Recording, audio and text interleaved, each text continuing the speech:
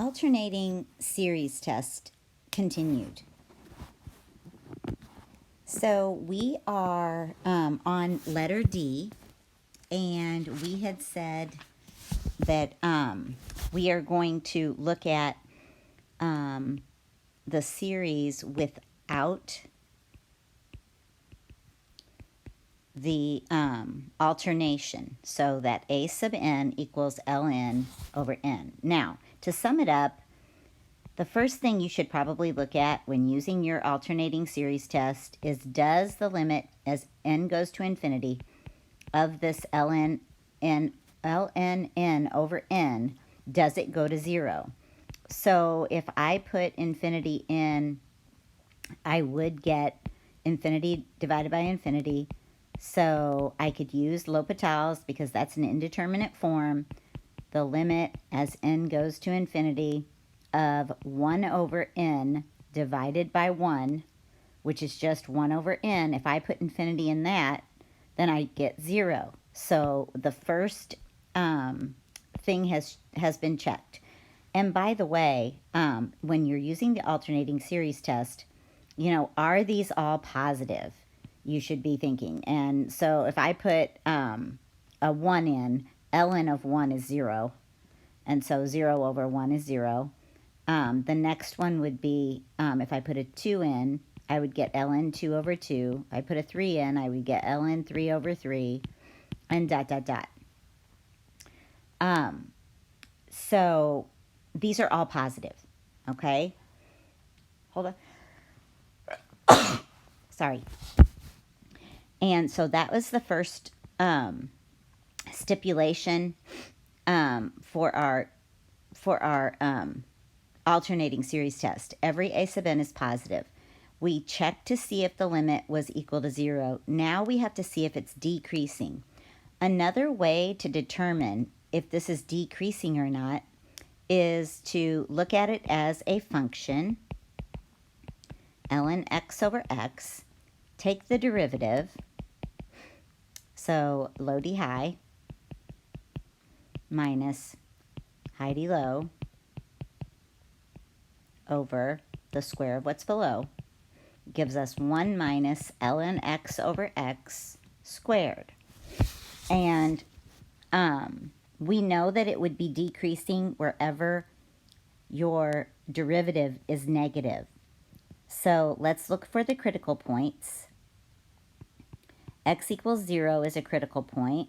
Let's set 1 minus ln x equal to 0, where I'm going to move the ln x over. And then remember, you can solve this by saying e to the first power equals x. So e to the first power equals x. So there is our other critical point. We don't need to worry about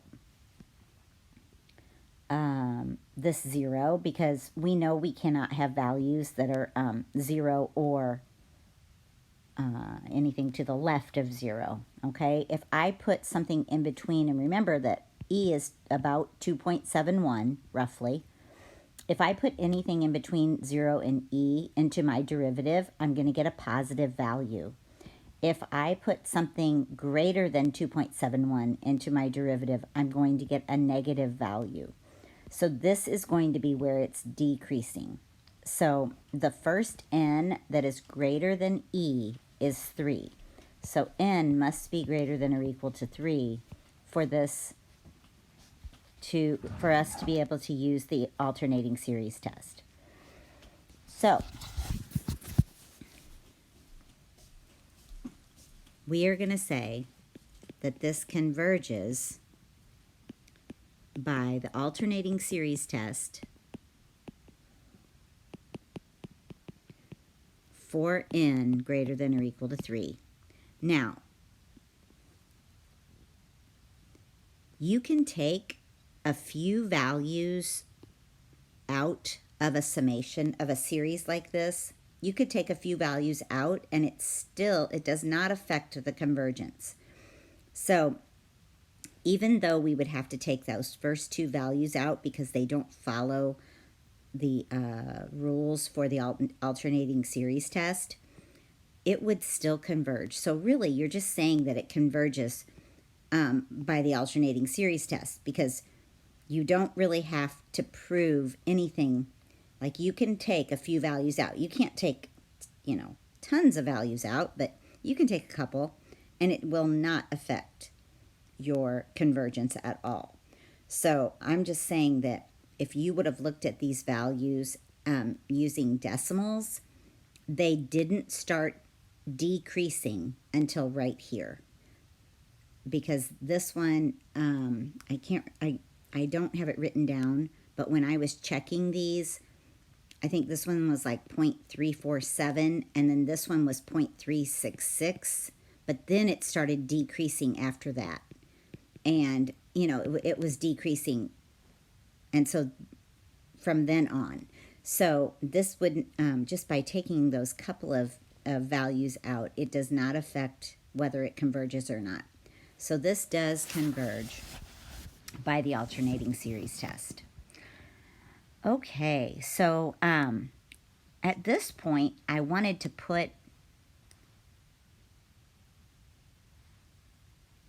add a page, and I wanted to talk about, because I had asked you, do you think that this alternating series, summation n equals 1 to infinity, of -1 to the n plus 1 over n, converged? And that was the one that we kind of made, and I had said, actually, I think I used -1 to the n minus 1, but I don't think it matters. But remember, I had said in the other video that you could write it as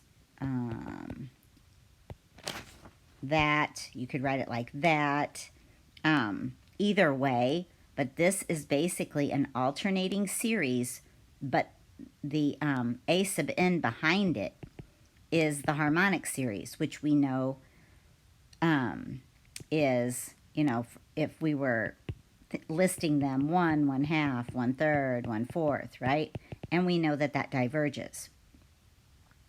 But this actually converges by the alternating series test, because if we checked to see that the limit as n goes to infinity of our a sub n does equal 0, if we check to see if it was decreasing, we can see right here just by listing them that it's decreasing.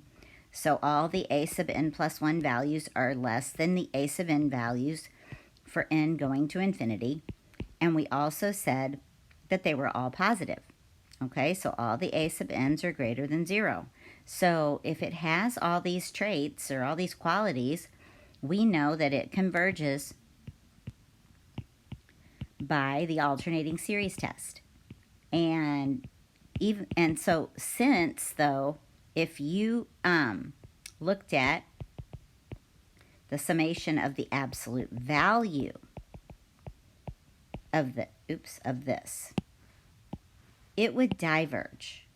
Okay, the absolute value, because that takes the plus minus away, and that would just basically be your harmonic series, right? Which diverges. Okay, so we're going to say diverges, and then I'm going to say slash harmonic series. We know the harmonic series diverges, and when you put an absolute value sign on this, it changes it into the harmonic series. So therefore, since the summation n equals 1 to infinity, I'm going to say, I'm just going to call this our s sub n, right? And I'm going to just say, without even listing that, I'm going to say summation s sub n means this right here. Since it converges, but summation absolute value s sub n diverges, then summation s sub n converges conditionally. So I didn't want to talk about that yet, but we are getting ready to talk about what it means for a series to converge conditionally or converge absolutely. Had this absolute value, had we put absolute value signs on our summation like we did right here, had we put those absolute value signs and it converged, so that would mean that that these are true when you that those are true when you have your just your a sub n and you're just looking at it. So this series itself converges and the summate or the absolute value converges, then we would say that it converges absolutely. Okay, so we're going to be looking in the next part of this lesson at series that converge absolutely versus series that converge conditionally. Okay, so it says for some convergent alternating series, the partial sum S sub n is a useful method to approximate the sum S of the series.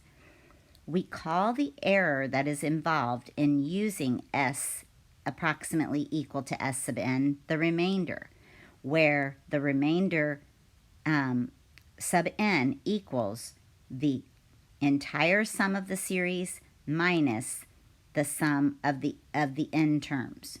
So if a convergent alternating series satisfies the condition that all of the a sub n plus 1s are less than or equal to the a sub n's, that means that it has to be decreasing, right? That's what that means. Then the absolute value of the remainder involved in approximating the sum by S sub n is less than or equal to, so we're just saying right here that the absolute value of the remainder is less than or equal to the first unused term. And so if you were looking at the nth, if you were looking at the nth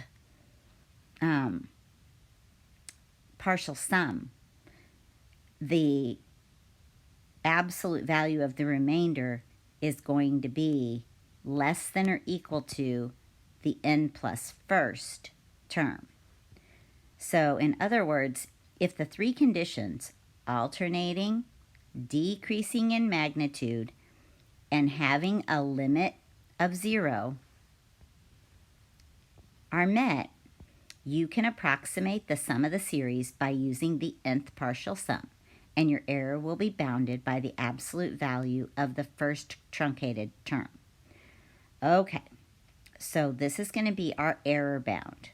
So now, if a series is alternating and converges absolutely, which now you know, that means that this series converges and the absolute value of it converges, then the sum of the series can be approximated by adding the values of the terms with an error of the absolute value of the first unused term.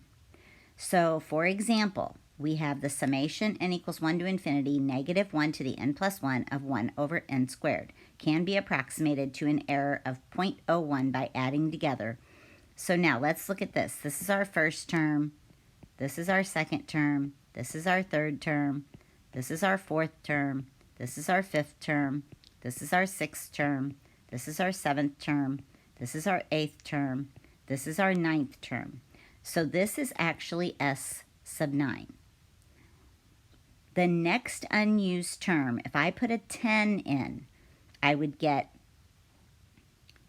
negative 1 to the 10 plus 1, so that would be to the 11th, times 1 over 10 squared.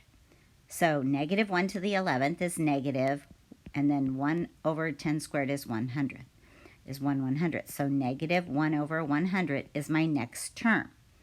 Therefore, the error in my estimation is going to be the absolute value of negative 1/100th.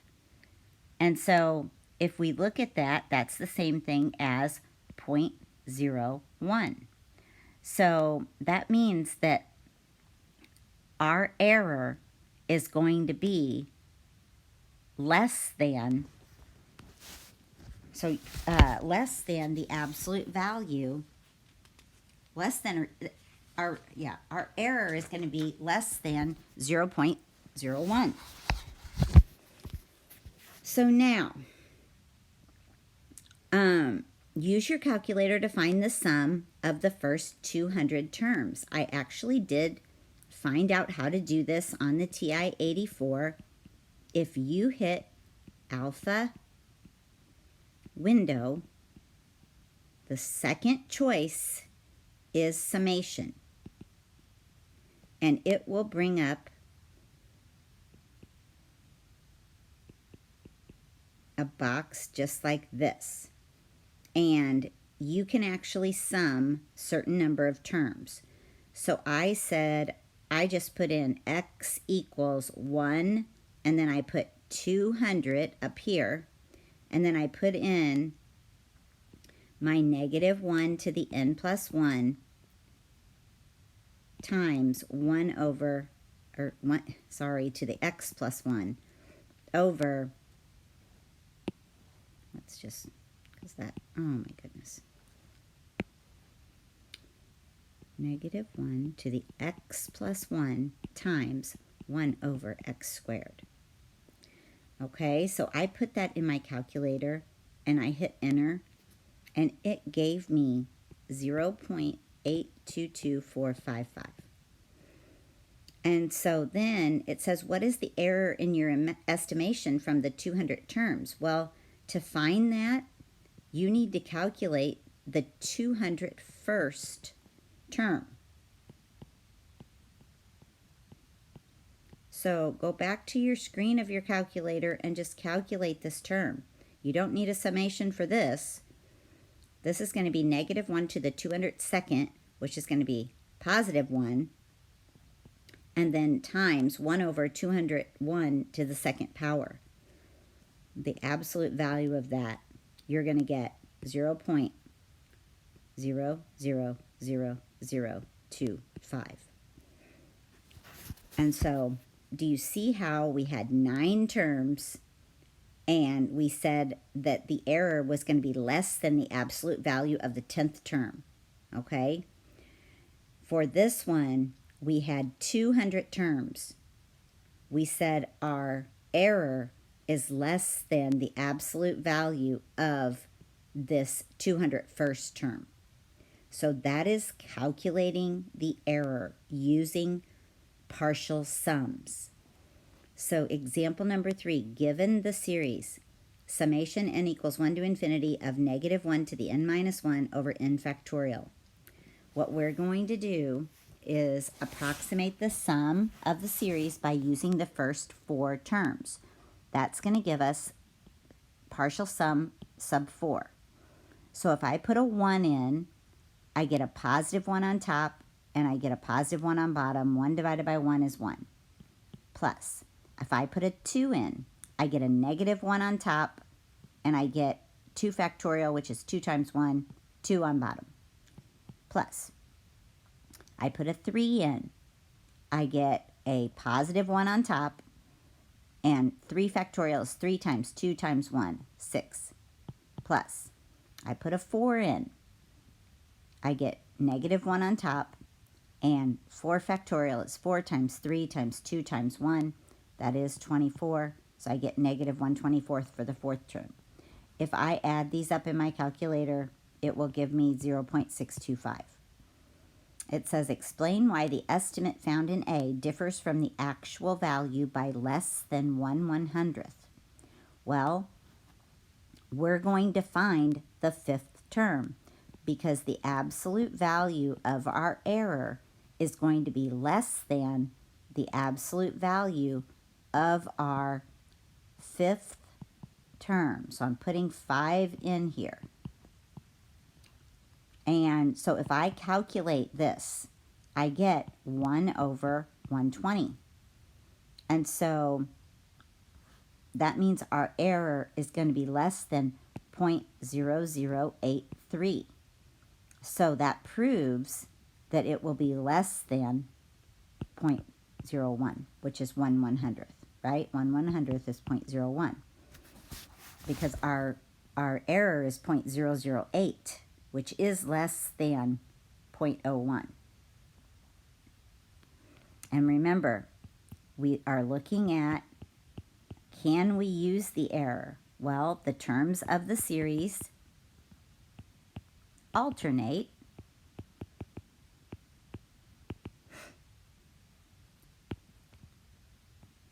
are decreasing in magnitude,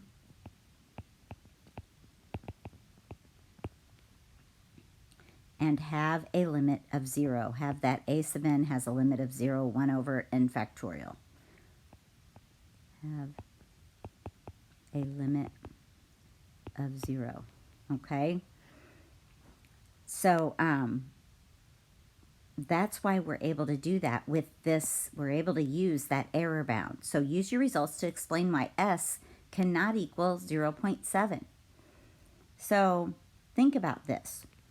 We said that the absolute value of our remainder is just that, it's like the next term, right, is going to be equal to the absolute value of the error, which is going to be equal to the absolute value of our remainder sub 4, which is equal to the absolute value of the sum minus the partial sum of the 4, which is less than the absolute value of the 5th term. Okay?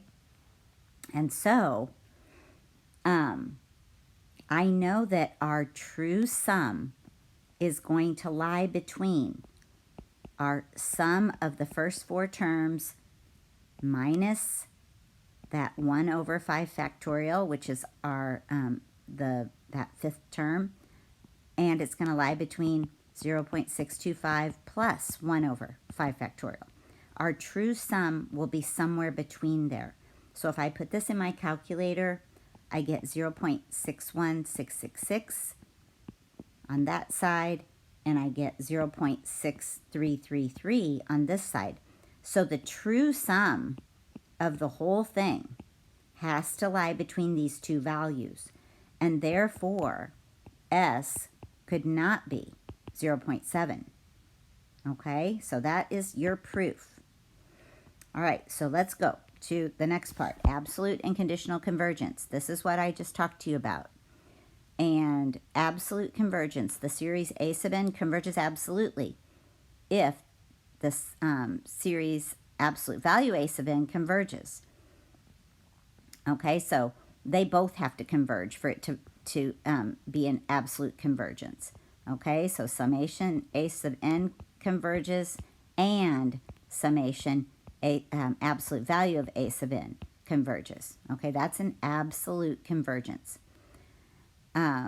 Absolute convergence implies convergence. So if the absolute value of a sub n converges, if that sum converges, then the summation a sub n also converges. That would be considered absolute convergence. So whenever we looked at the one with the harmonic series, that was telling you it was not absolute, because that was not true. The absolute value did not converge. It diverged, okay? Conditional convergence, an infinite series converges conditionally if summation a sub n converges, but summation a sub n absolute value diverges. So that is our conditional convergence. So on example number 3, determine which of the following are absolutely convergent, conditionally convergent, or divergent. So that's what we're going to look at for this first one. So our a sub n is 1 over n, and we said that that was 1, 1/2, 1/3. We know that it's divergent, right? And so that tells us that the absolute value of that sum, right? Because this is, when we're not doing plus minus, that is divergent. Now, if this summation is convergent, we are going to have conditional convergence, okay? So we have to check that out. So now we're saying, well, the alternating series test, all of our a sub n's are are greater than 0, so they have to be positive. That was one of the conditions. We had to look at the a sub n plus 1s are less than the a sub n's, meaning it's decreasing, and we know that we can simply see that this one is decreasing because it is a simple function. And we also know that the limit as n goes to infinity of the a sub n, which is the limit as n goes to infinity of 1 over n, has to be 0, and it is. Therefore, the summation of this s sub n converges by the alternating series test, but the summation absolute value s of n diverges. So your summation s sub n converges conditionally.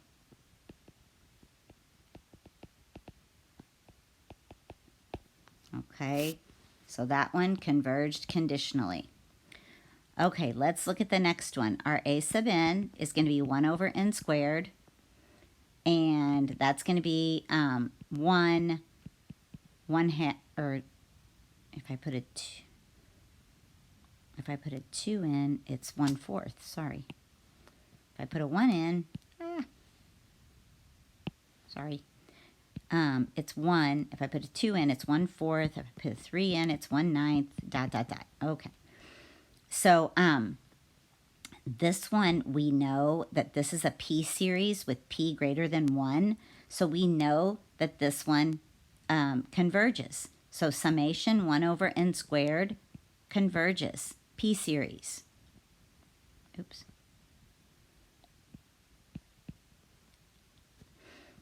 And so now we have to look at, what about the one that changes? You know, the one including the plus minus, plus minus, plus minus. Well, we have to look at, are all my a sub n's greater than 0? Yes. Number 2, are my values decreasing? Well, this is a simple function. Yes, they're all decreasing. Number 3, is the limit as n goes to infinity of our a sub n, which is the limit as n goes to infinity of our 1 over n squared, equal to 0? And yes, it does equal 0. So therefore, our summation s sub n converges, okay? Which is just this one that, you know, that is alternating. So the alternating converges, and the absolute value, remember, this is like your summation of the absolute value, because we took away the -1, +1, -1, +1 portion of it. So in essence, that was the absolute value one. So since they both converge, therefore S of n converges absolutely, because both of them converge, okay? So there's an example of our absolute convergence. Okay, we're going to do the same thing on this next one. So summation a sub n is going to be, or well, actually not summation, I'm sorry. Our a sub n is going to be 0.01 to the n. Okay, that's going to be our a sub n. So if you wanted to, you could start looking at some of the values.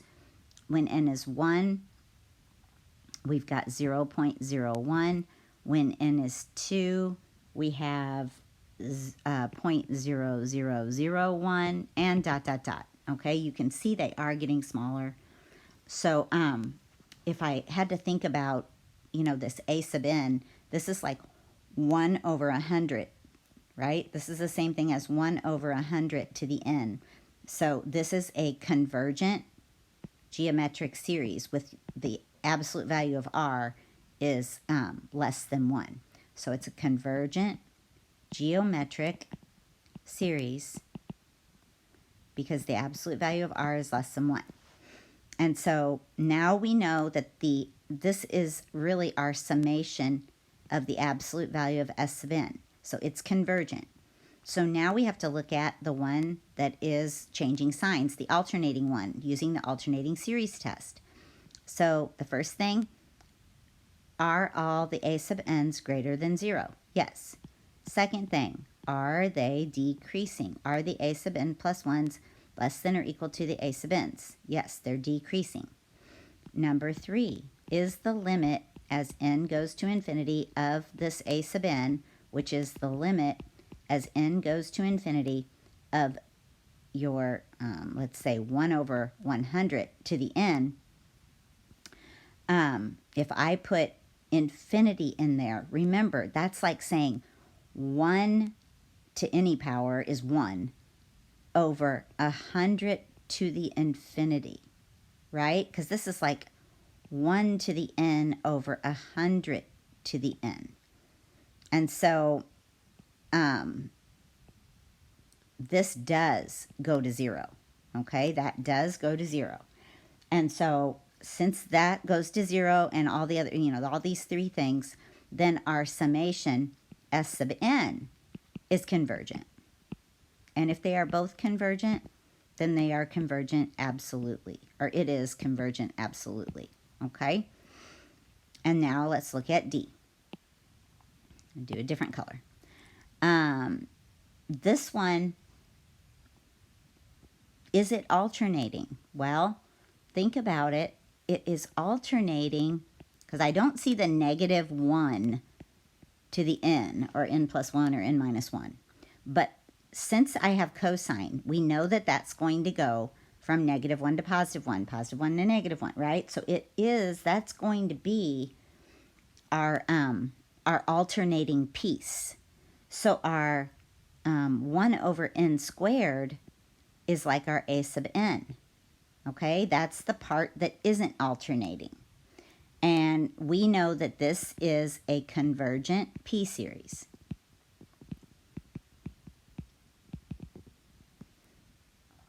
With p greater than 1. And so this is also the summation of the absolute value, right? That's our absolute value. And so our absolute value is, our summation, our absolute value summation is convergent. So now we have to look at the other, at the alternating series test, which actually is still using your a sub n, right? All of your a sub n's are greater than 0. All of your a sub n plus 1s are less than or equal to your a sub n's. And the limit as n goes to infinity of your a sub n, which is the limit as n goes to infinity of 1 over n squared, equals 0. And so that means that your summation S sub n converges. And since they both converge, it converges absolutely.